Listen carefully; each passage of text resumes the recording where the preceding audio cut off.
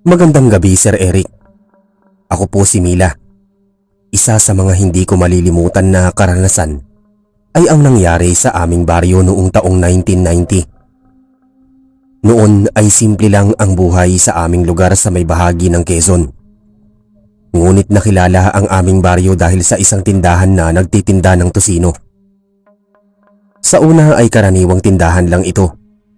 Ngunit kinalaunan ay may mga kakaibang nangyayari na hanggang ngayon ay nagdudulot pa rin ng takot sa aking tuwing maaalala ko. Si Aling Marta ang nagmamay-ari ng tindahan. Siya ay kilala bilang masipag at tahimik na babae. Ang kanyang tindahan ay maliit lang, yari sa kahoy at pawid. Ngunit dinarayo ito ng mga tao mula sa kalapit baryo dahil sa sarap ng tosino na kanyang ibinibenta. Ayon sa kanya, siya mismo ang gumagawa at may sikreto raw na timpla.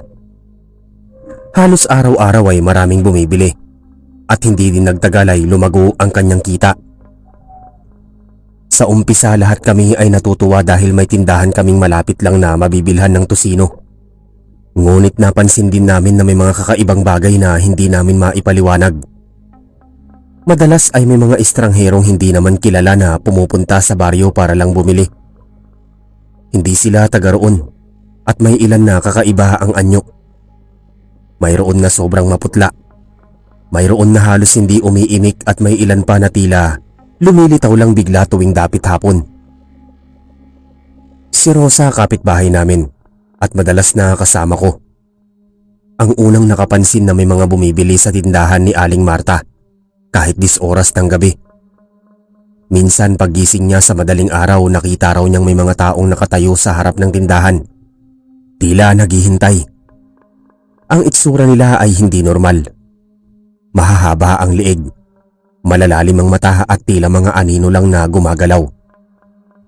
Nang kinuwento niya yon hindi ko agad pinaniwalaan ngunit makalipas ang ilang linggo, ako mismo ay nakakita.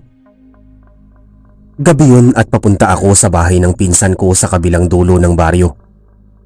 Nadaanan ko ang tindahan ni Aling Marta at doon ko nakita ang 3 nilalang na nakatayo sa harap ng kanyang tindahan.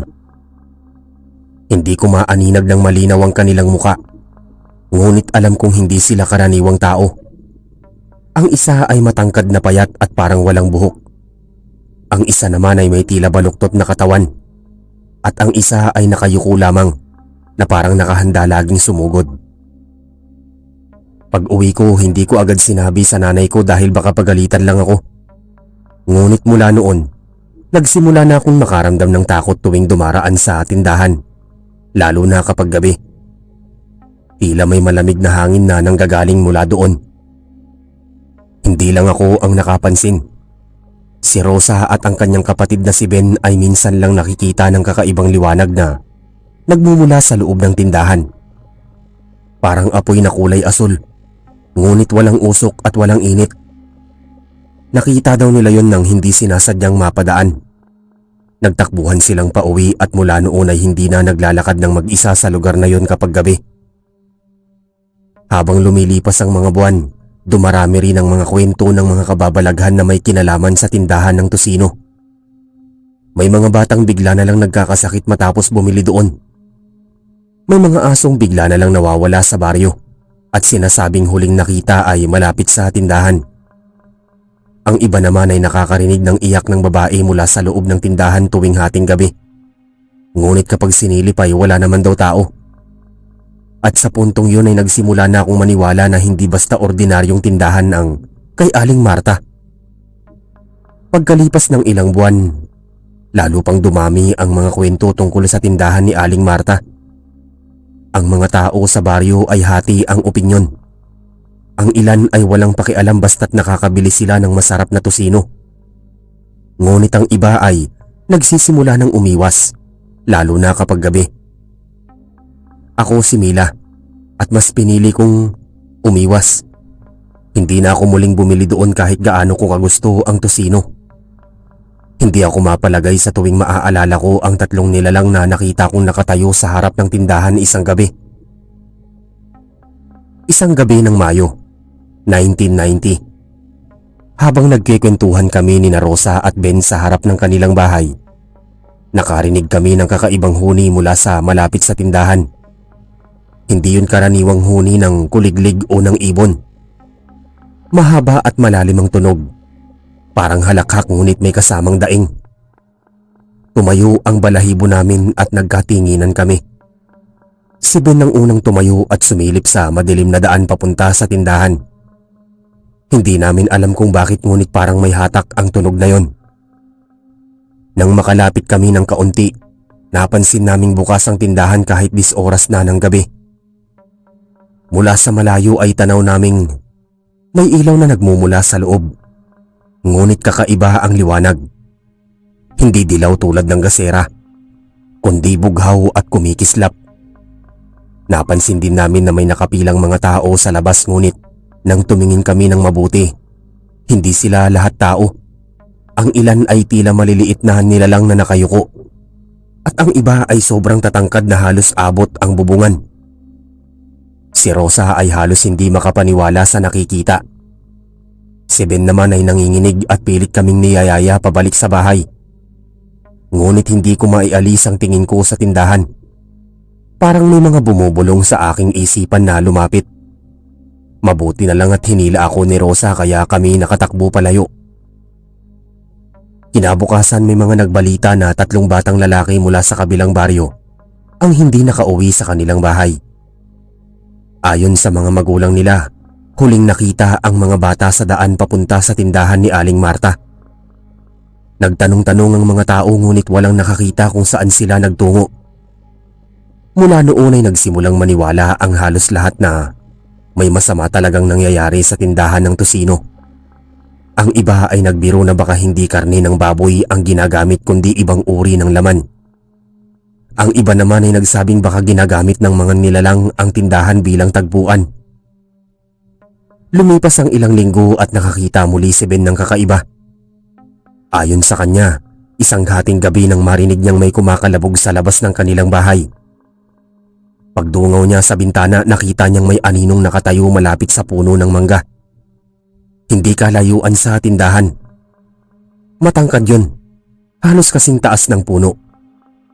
Mabagal itong gumalaw. Parang nagmamasid. Nang tumingin daw ito sa direksyon ng bahay nila, ramdam niya na parang napako siya sa kinatatayuan. Hindi siya makagalaw. Nang sa wakas ay naglaho ang anino saka lamang siya nakagalaw at nakapagsara ng bintana.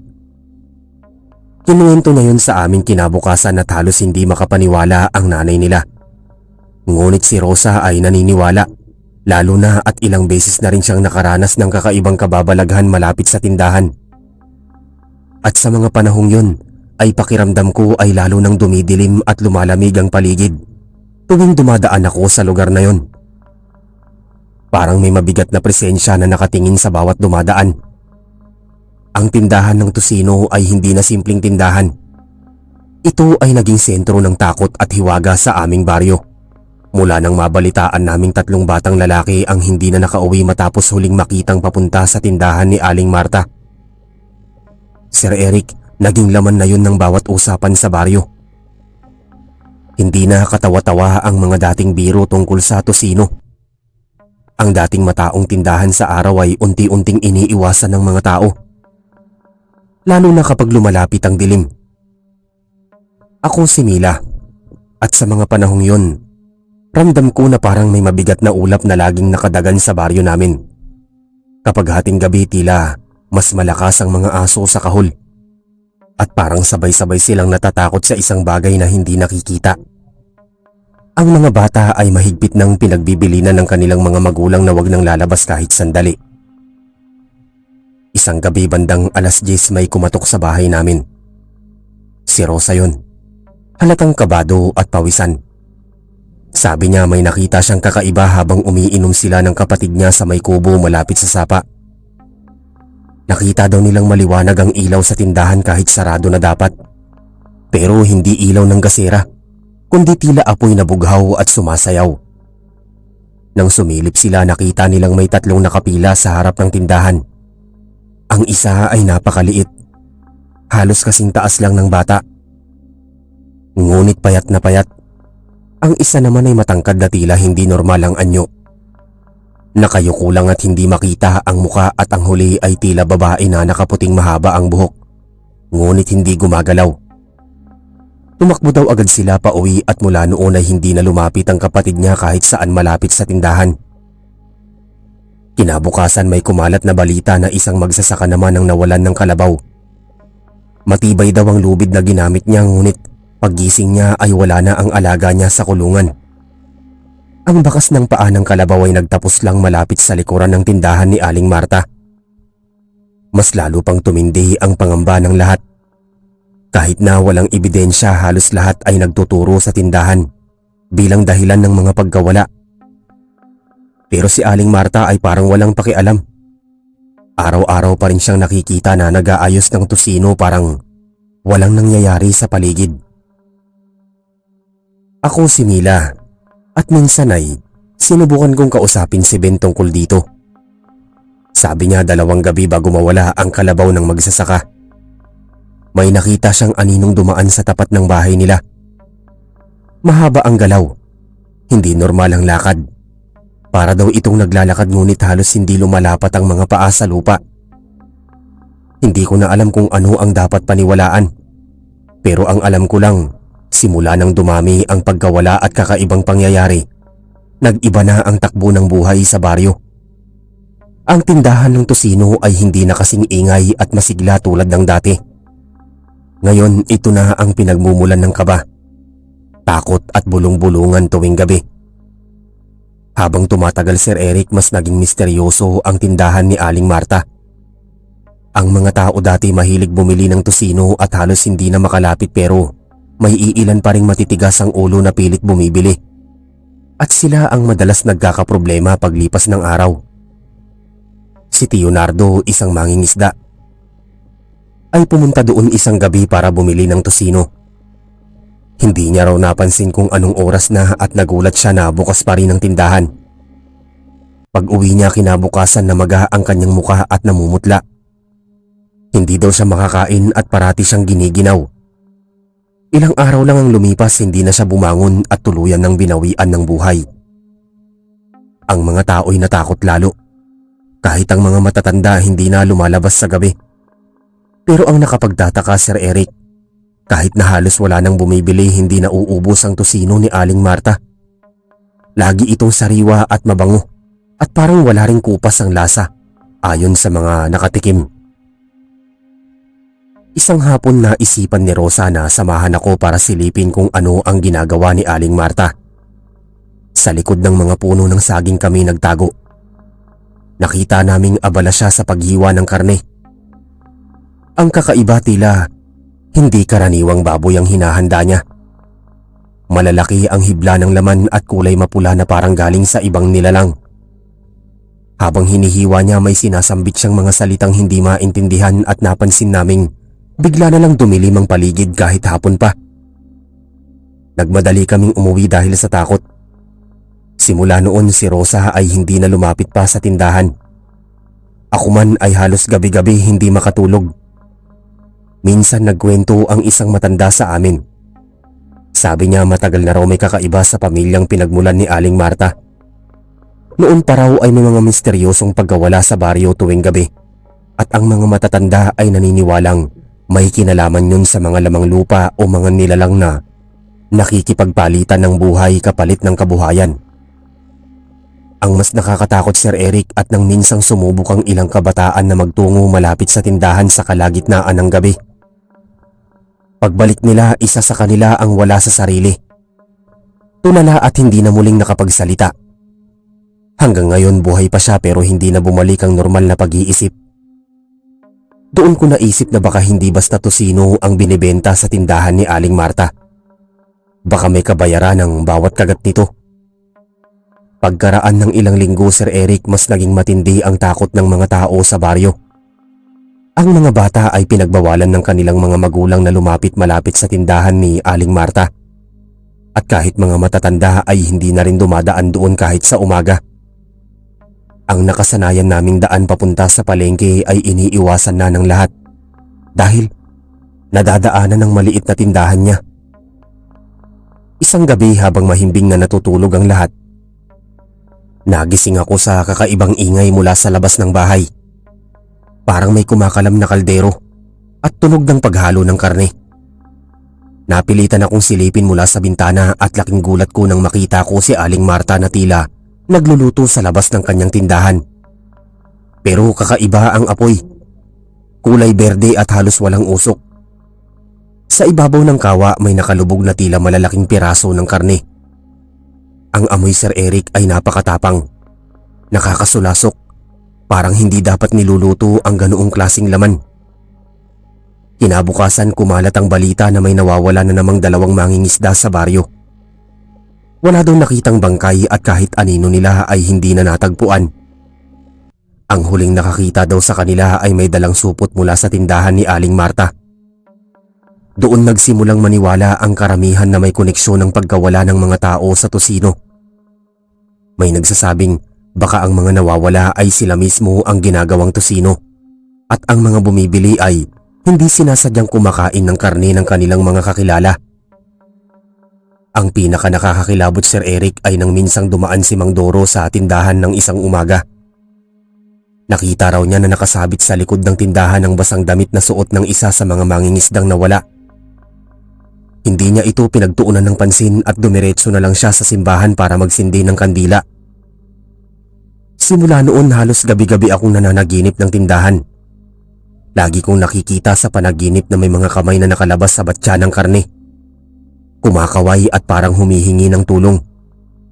Paggising ko ramdam ko ang bigat sa dibdib at amoy pa rin ng nilulutong tosino sa paligid. Sa puntong yun hindi ko na alam kung alin ang totoo at alin ang dala lang ng imahinasyon ko. Pero ang sigurado unti-unti nang nababalot ng matinding takot at kababalaghan ng buong baryo. Lumipas ang mga araw, Sir Eric, at mas dumami ang mga kwento tungkol sa kakaibang tindahan ni Aling Marta. Kahit na halos wala nang bumibili mula sa mga taga-baryo. Laking pagtataka ng lahat dahil hindi man lang nalulugi ang kanyang negosyo. Bawat madaling araw may mga ilaw na bumubulaga mula sa kanyang tindahan. At kapag sumisilip ang ilan, makikitang may mga kakaibang tao na hindi kilala sa baryo na pumapasok at lumalabas. Ang mga taong yun ay walang nakikilala sa amin. Mapuputla ang balat at kakaiba ang itsura.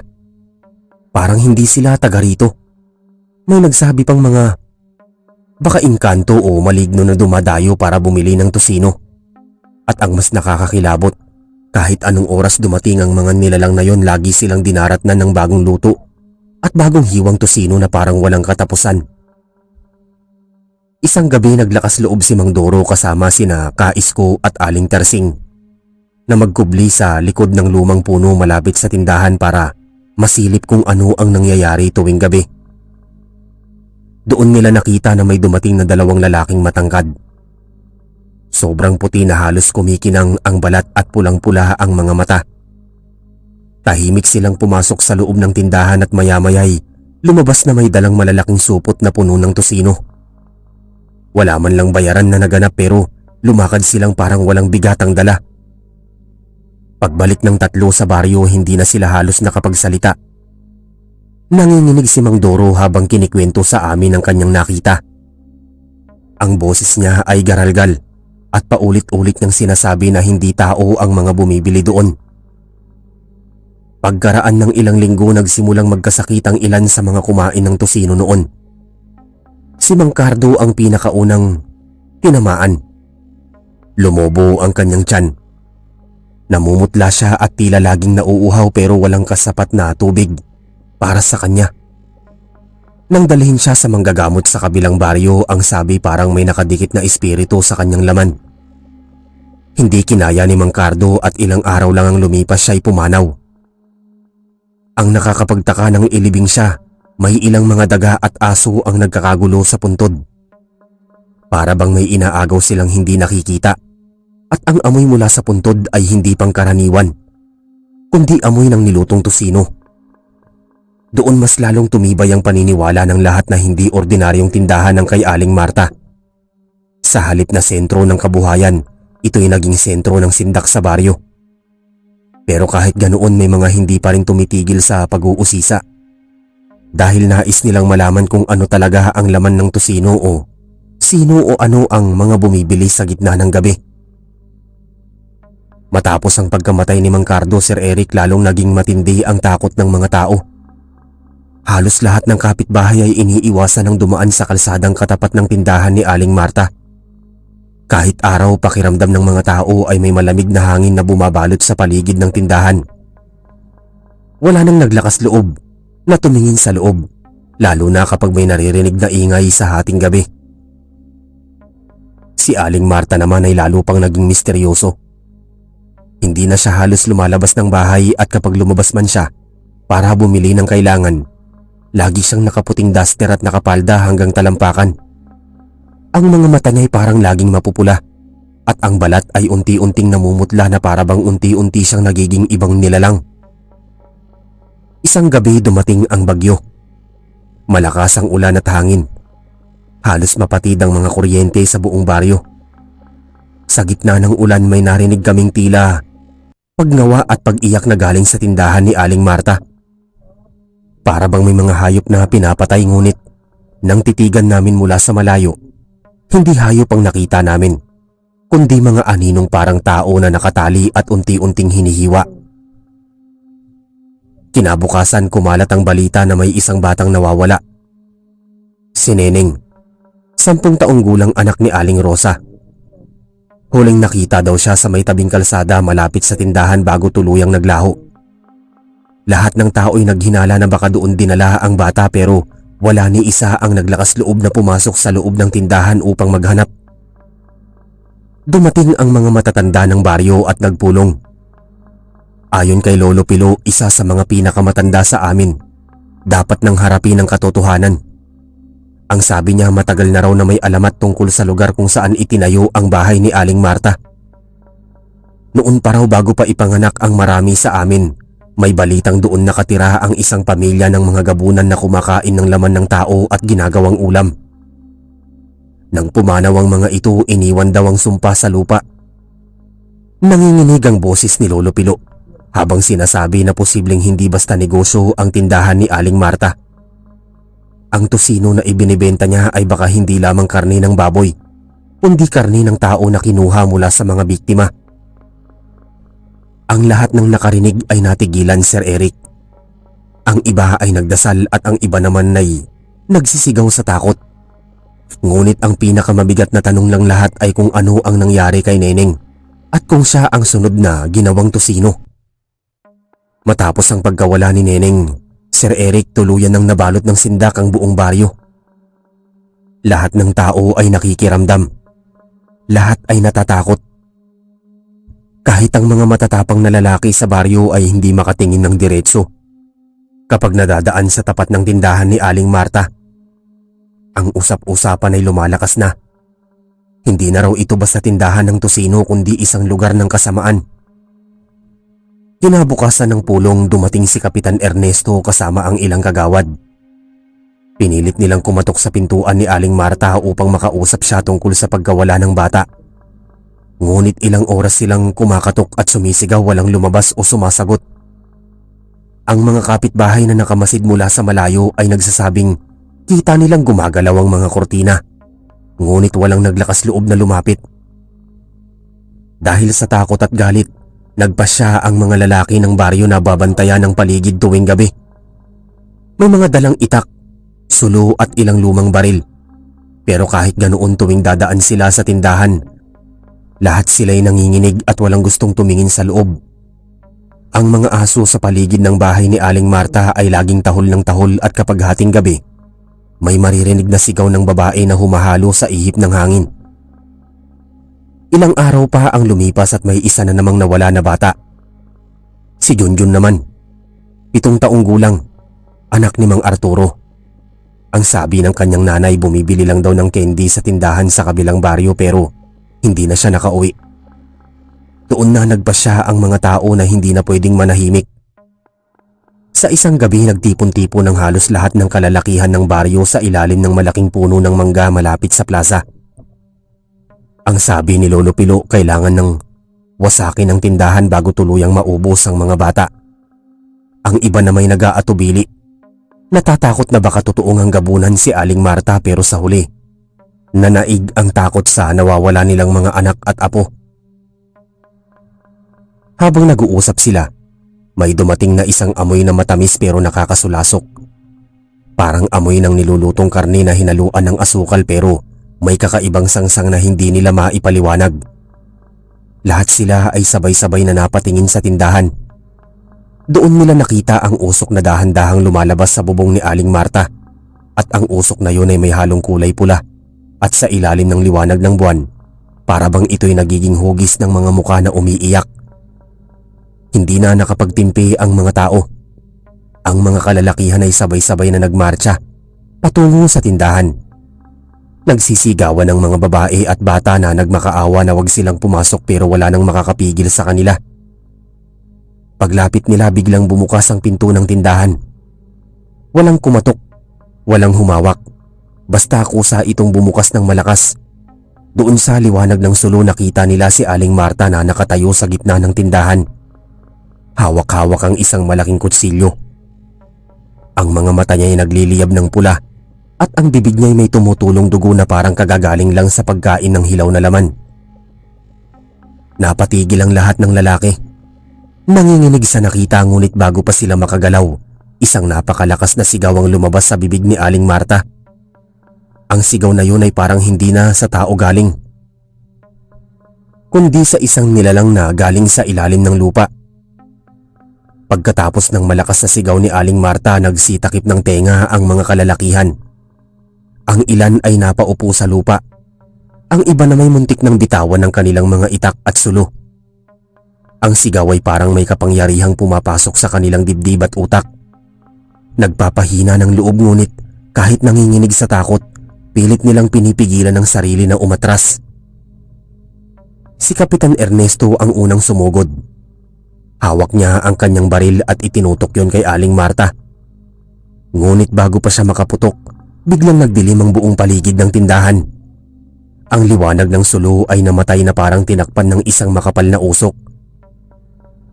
Ang mga tao ay nagkakapa sa dilim at doon nila narinig ang mga hagikik ng babae at mga iyak ng bata na parang nanggagaling sa ilalim ng sahig ng tindahan.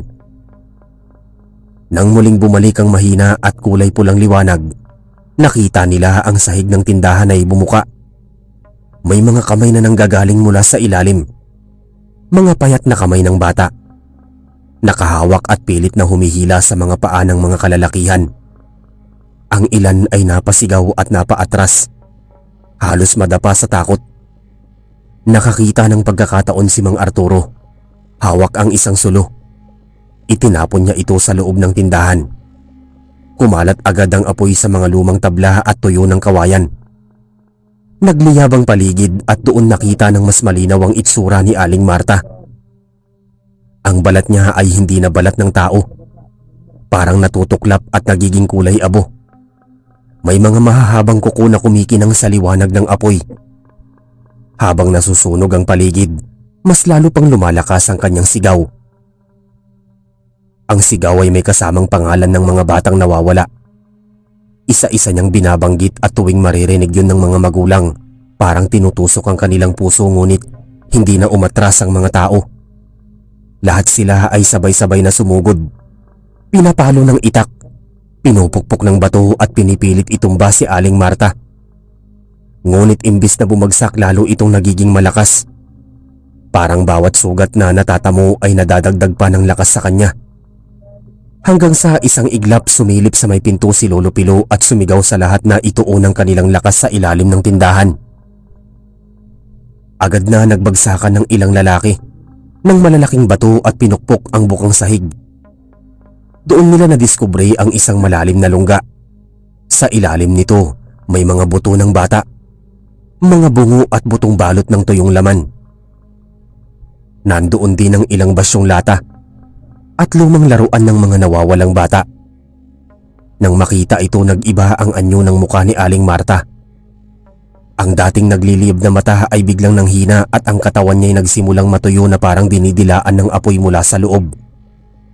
Umuga ang kanyang tindahan at ang lahat ng nasa loob ay bumagsak kasabay ng malakas na ugong mula sa ilalim ng lupa. Sa labas nagsisigawan ng mga tao. habang pinagmamasdan ng tindahan na dahan-dahang nilalamon ng apoy at usok. Ang buong baryo ay nanginginig sa kaba at takot, ngunit wala ni isa ang umatras. Nang tuluyang lamunin ng apoy ang buong tindahan, naglipara ng mga itim na uwak mula sa bubungan. Ang ingay ng kanilang mga pakpak ay kumalat sa paligid. Tila ba nagdadala ng masamang balita? Ang ilan sa mga tao ay napayuko, natatakot na baka may subugod na kakaibang nilalang mula sa nagliliyab na tindahan. Ngunit sa halip na may lumabas ang apoy ay biglang nagkulay bughaw. Lalong lumakas ang apoy na para bang may sariling buhay. Kasabay nito, narinig ang huling hagulgol ni Aling Marta. Isang malalim at mahaba na tunog na pumuno sa buong baryo. Nang matapos yun, biglang bumagsak ang bubong at halos lahat ng parte ng tindahan ay gumuho. Nag-abo ang paligid at bumalot ang napakabigat na usok. Ang mga tao ay napatakip ng ilong at bibig. Nang humupa ang usok, wala na silang nadatnan kundi abo. Sirang kawayan at ang mga buto ng mga bata na nakausli pa rin mula sa lungga sa ilalim. Walang bakas ng katawan ni Aling Marta, para bang nilamon na siya mismo ng apoy. Matagal na nakatayo ang mga tao sa paligid, tahimik at hindi makapaniwala. Si Kapitan Ernesto ay umupo sa lupa, hawak ang kanyang ulo, habang si Mang Arturo naman ay nakatitig sa abo na tila ba may hinihintay na muling paggalaw. Si Lolo Pilo ang unang nagsalita at nagsabi na kailangan nilang ilibing ng maayos ang mga buto ng mga bata. Kinabukasan, nagtipo ng buong baryo. Sa ilalim ng isang malaking puno sa gitna ng sementeryo, isa-isang inilagay sa hukay ang mga buto ng mga batang natagpuan. Walang magulang ang hindi umiiyak kahit matagal nang nawala ang kanilang mga anak. Ang makita at makumpirma ang kanilang mga buto ay nagbukas ng sugat na hindi talaga maghihilom. Mula noon, ang baryo ay nagkaroon ng isang katahimikan na may kasamang lungkot. Hindi na muling itinayo ang tindahan sa lugar na yon. Ang lupa ay iniwan na nakatiwangwang at iniiwasan ng lahat. Kapag may dadaan, lalong-lalo na sa gabi, walang nagtatagal sa lugar. Para bang kahit abo na lang ang natira, may bakas pa rin ng mga sigaw at halakhak na naroon. Si Mila na nakaranas mismo ng mga pangyayaring yon ay hindi na nakalimot, lalo na tuwing maririnig ang tungkol sa tosino. Ang alaala ng amoy nito na lagi niyang inaasamay na uugnay na sa takot at kaba. Sa bawat panaginip, minsan ay nakikita niya pa si Aling Marta. Nakatayo sa gitna ng usok, nakangiti. Hawak-hawak ang isang mangkok ng tosino na tila ba inaalok muli sa kanya. Pagkaraan ng sunog at paglilibing sa mga buto ng mga bata, naging malamlam ang buong baryo. Ang dating masiglang lugar na puno ng tawanan at kwentuhan tuwing hapon ay tila nawalan ng buhay. Ang mga tao ay naging tahimik kapag naaalala ang mga bata at ang tindahan ng tosino na minsang pinupuntahan ng marami. Lumipas ang mga buwan, ngunit nanatili ang takot kapag sumasapit ang gabi. Halos walang tao ang lumalabas ng bahay. Ang mga naglalakad pa uwi mula sa palengke ay laging nagmamadali. Ang lugar kung saan dating nakatayo ang tindahan ay laging iniiwasan. Kahit sa araw, bihira ang dumadaan doon. Ang mga bata kapag napadaan ay nagtatakbuhan. Natatakot na baka may biglang lumitaw mula sa lupa. Si Mila ay madalas pa rin nagugulat sa mga panaginip. May mga gabi na nagigising siya ng pawis na pawis.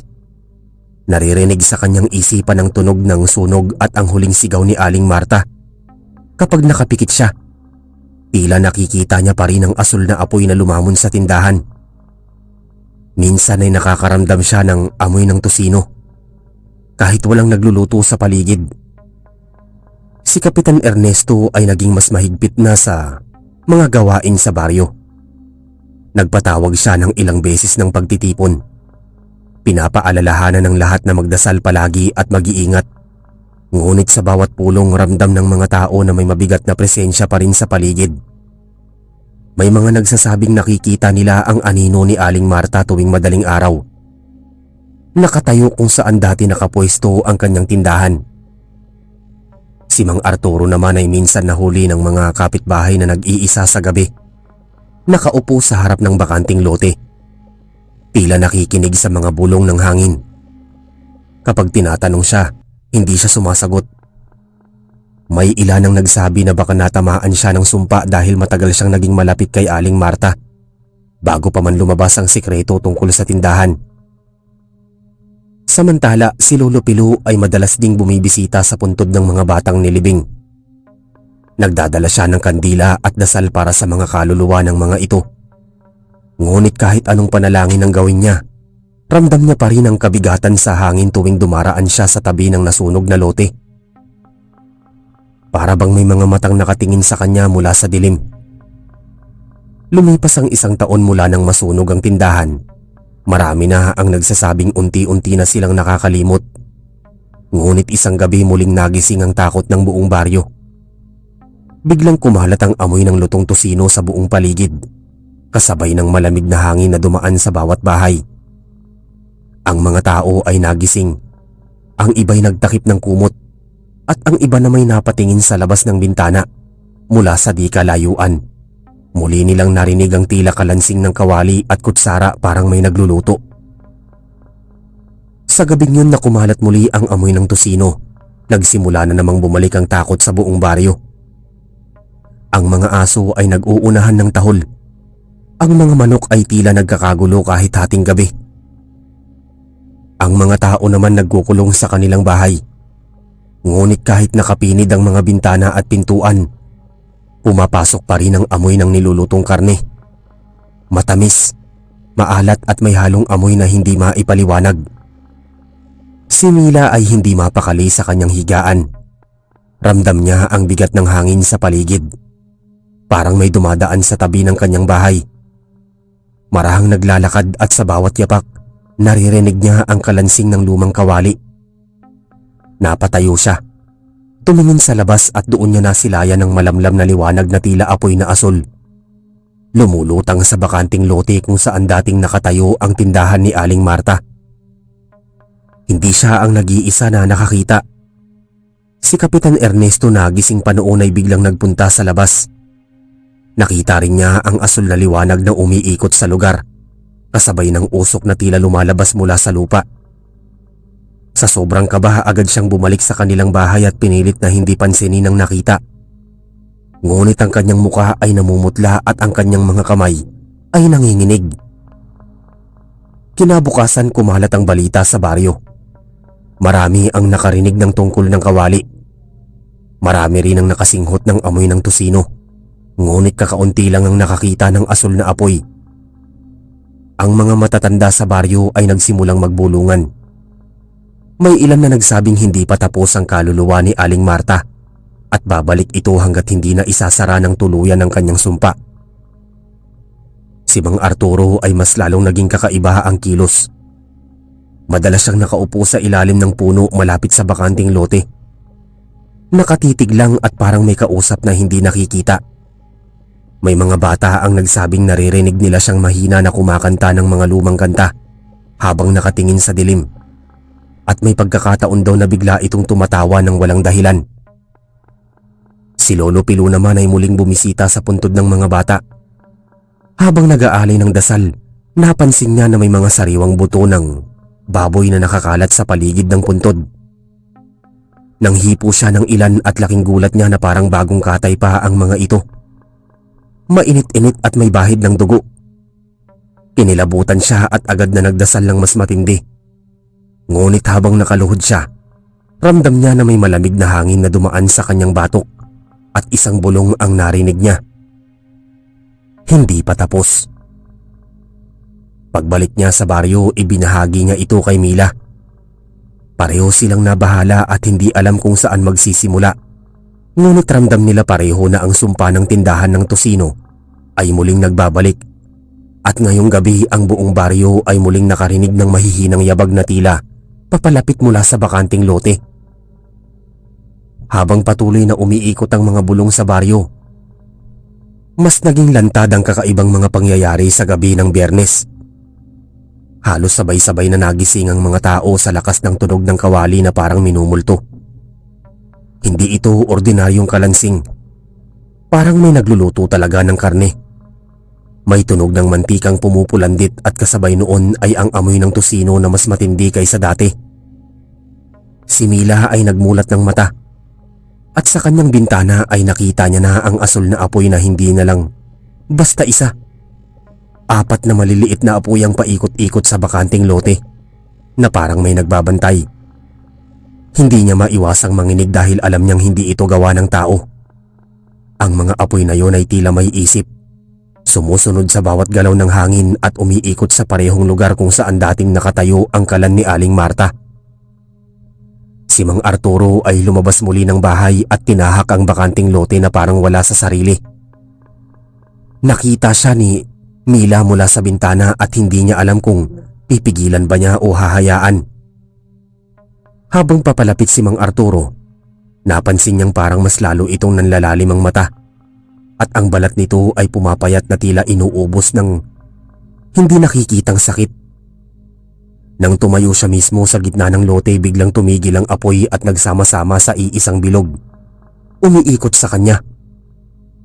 Ang mga aso ng baryo ay nag-uunahang nagtakbuhan at ang mga manok ay nagsisiliparan kahit 10 oras ng gabi.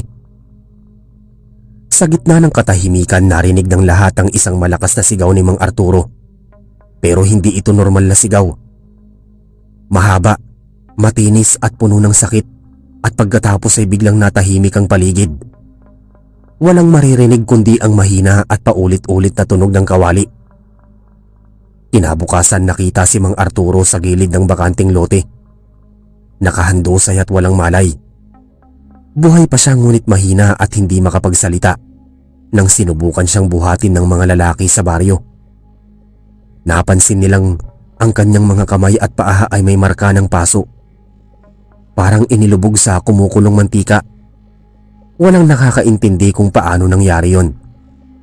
Si Lolo Pilo na palaging nagbibigay ng dasal ay lalo nang natakot. Naisip niya ang kaluluwa ni Aling Marta ay hindi na lang basta nagpaparamdam.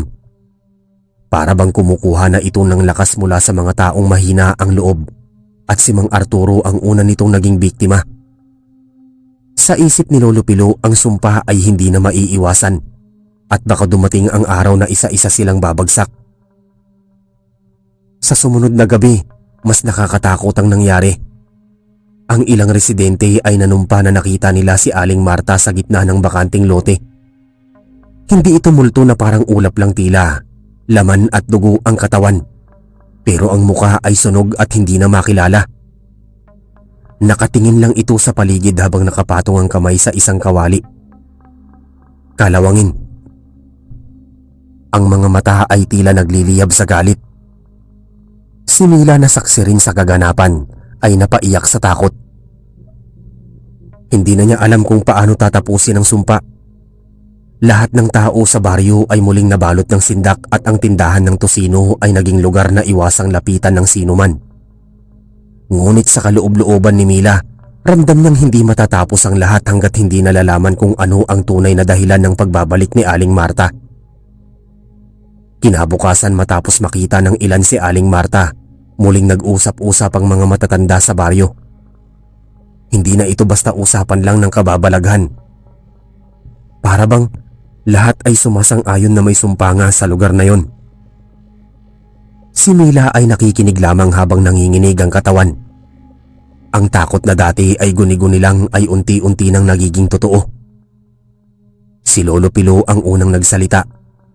Napansin niyang tuwing hating gabi ay may amoy ng nilulutong karne na lumalabas mula sa bakanting lote. Hindi ito amoy ng karaniwang tusino. May halong baho na parang dugo na hindi naalis sa pagkakaluto. Ang mga kalalakihan na pumupunta doon upang magbantay ay palaging nagkakasakit kinabukasan. Lagnat, panghihina at minsan may mga paso pa sa kanilang katawan.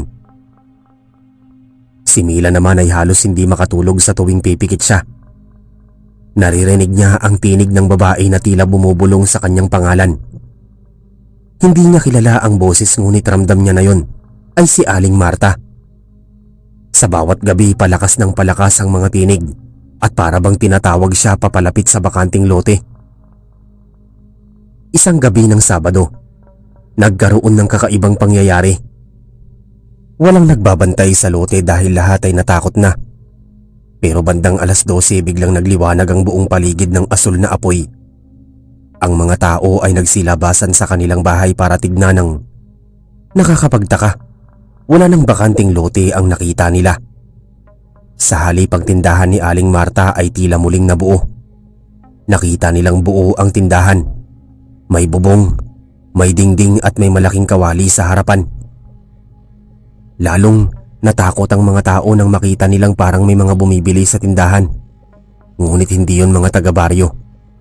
Ang mga anino ay mahahaba, walang muka at tila hindi mga tao.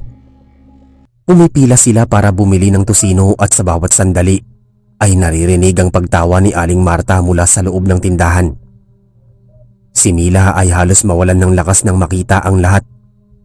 Para bang ang sumpa ay hindi na kayang pigilan ng kahit na sino. Ang tindahan ay muling binuksan pero hindi para sa mga tao, kundi para sa mga nilalang na hindi kabilang sa mundong ito.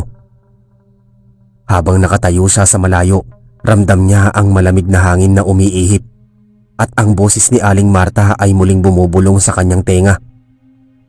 Ang sabi nito ay parang paalala. Hindi matatapos ang gutom na ito. Mila, ikaw ang kasunod. Simula ng gabing yon hindi na natahimik si Mila.